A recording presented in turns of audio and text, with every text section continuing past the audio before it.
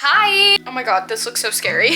So since it's a self-care night, we're gonna treat ourselves a little. I have not gotten sushi in so long. I used to routinely order sushi and then my student loan payments kicked in. But tonight, I'm gonna treat myself a little bit. I want to have like a very relaxing night. I've been in bed for the last 2 days, which sounds relaxing, but low-key has just like not been at all because I've been scrolling on my phone, like doom scrolling so bad. She's ordered. It's worth it, I don't care. Now while we wait for our food, we have to go ahead and clean up.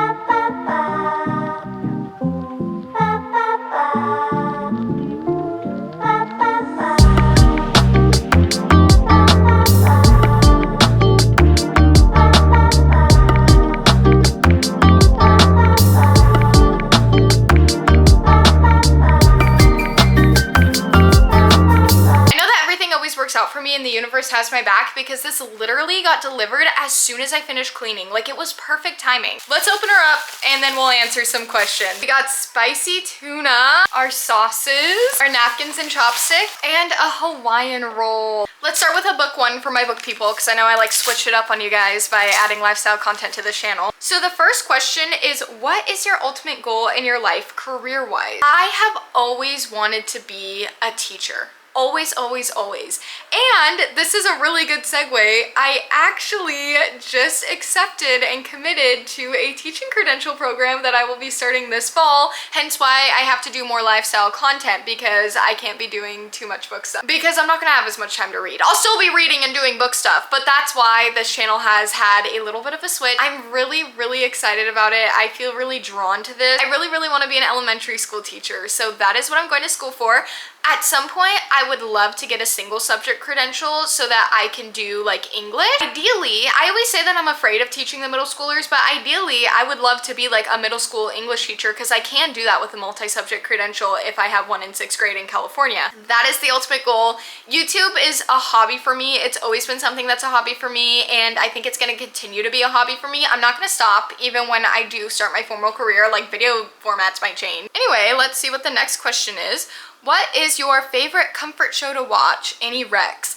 I have a few. My top one that comes to mind, and I feel like the one that people know me for, like my friends, is Gilmore Girls. I love Gilmore Girls. I'm so basic. These answers are gonna be really, really basic, but I promise I'll like kind of branch out in a second too, because I also have one that's like not so basic. We have all the Gilmore Girls on VHS because it's my mom's favorite show, and she actually was watching it while she was raising me, and I feel like a lot of that influence really like stuck with her and stuck with me. I remember being like 3 and 4 and watching the later seasons on VHS with her. But yeah, me and my mom, we have that dynamic. She is my best friend. She is my rock. If she's watching this, hi mommy, I love you so much. I have, what's your most anticipated release? I'm assuming like book release. It's hard. Let me actually look at my pre-orders because the thing about my books is that by the time I'm filming this, I feel like a lot of books that I was like, oh my gosh, this is such an anticipated release are already out. Let me see my pre-orders real quick.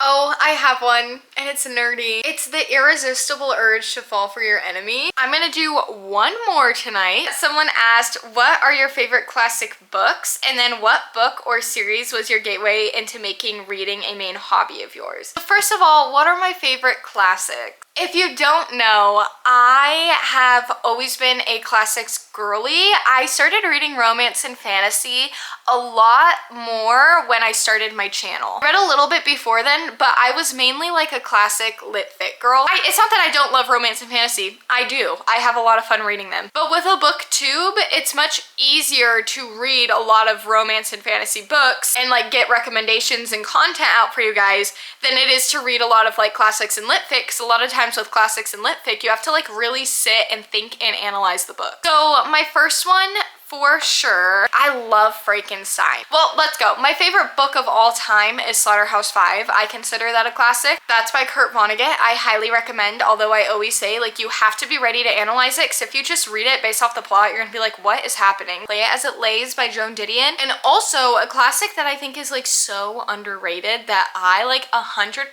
think everyone should read, especially because one, it's interesting, two, it's fun, and three, it's a novella. It's like 80 pages. It's Chronicle of a Death Foretold by Gabriel Garcia Marquez. What book or series was your gateway into making reading a main hobby of yours? This one is like, I don't know if I have a real answer for this. I've just always been a reader, like since I was a kid. The first time I ever like read a chapter book, my mom like read it to me when I was like 6 years old. A Wrinkle in Time is one that stands out too. Everyone always talks about the everything shower, but no one ever talks about the everything shower prep. This is what I do. This is my list of things. First of all, we turn on our Hatch alarm clock. Ready?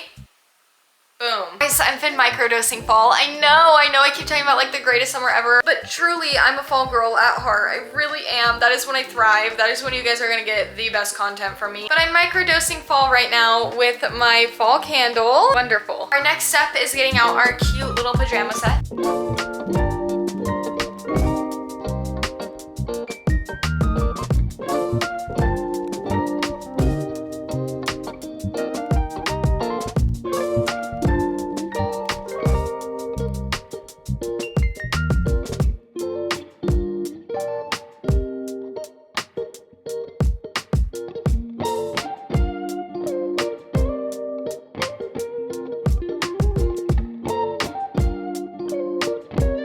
About journaling. I'm a broken record talking about my journal. I am a journal gal. I would recommend having just like a mind dump journal. Have like random like entries of like feeling hopeful and random entries of crashing out and all that good stuff. My favorite thing to do is to start writing without a plan, and this is what I'd recommend doing. I like a prompt every once in a while, but I really like just writing without any idea of what I'm gonna say, as if like a true mind dump. So that's what I'm gonna do tonight. I'm gonna just start off writing things I'm grateful for and like let my pen take control, you know? Like, guys, this is me right now.